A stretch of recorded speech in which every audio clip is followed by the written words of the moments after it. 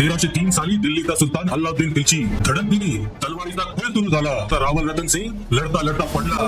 त्याच्या मदतीला आलेला राणा लक्ष्मण सिंग त्याने प्राणांची आहुती दिली. चा एक मुलगा अजय सिंग रणभूमीतून वाचला, जिवंत राहिला. वाघाच्या गबड्यातून सुटलेला वाघ पुढे काय करतो?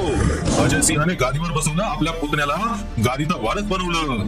त्यामुळे त्याचेच दोन पुत्र सज्जन सिंह आणि शेम सिंह झाले नारण, सोडलं मेवाड. 1334 साली त्यांनी दक्षिणेकडे वाढ धरली. उंच डोंगर, हिरवीगार झाडी. दिल्लीवर होता त्यावेळी मोहम्मद तुघलक.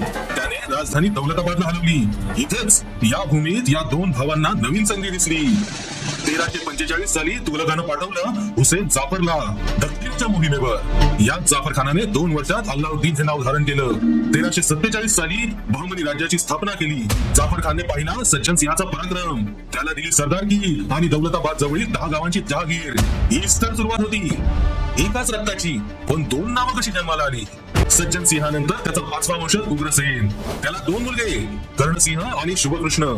1469 साली मोहम्मद शाह बहमनीच्या साथीनं कर्णसिंह गेला खेळणा किल्ला जिंकायला.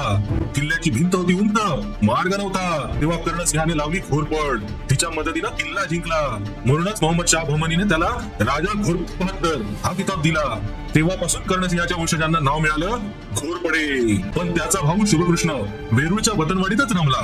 त्याच्याच वंशजांना पुढे नाव मिळालं होळपले.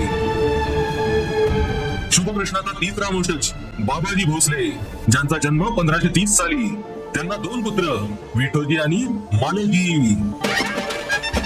लक्ष्मण सिंहापासून मालोजी पर्यंत 300 वर्षाचा हा प्रवास. या काळात 12 पिढ्यांनी कितीतरी गावांची पाटीलकी वतन सांभाळली. याच मातीत, याच भूमीत निजामशाहीच्या काळात भोसले मंडळी नांदली. 300 वर्षाचा संघर्ष फक्त एका वादळासाठी? सांगायचं तात्पर्य एकच, शिवाजी महाराज फक्त एक व्यक्ती नव्हते, ते एका वंशाचे, एका संघर्षाचे प्रतीक होते. ही गाथा, ही परंपरा त्यांच्या आधी ही शतकानुशतके सुरू होती.